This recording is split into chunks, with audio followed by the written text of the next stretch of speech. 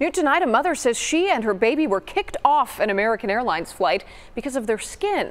Jordan Flake and her 1-year-old son have a genetic skin condition. She says after boarding the plane, an employee asked her if she had a doctor's note. Well, they later told her she would not be able to fly. She and her son were heading from El Paso to Dallas to visit her husband before he deployed.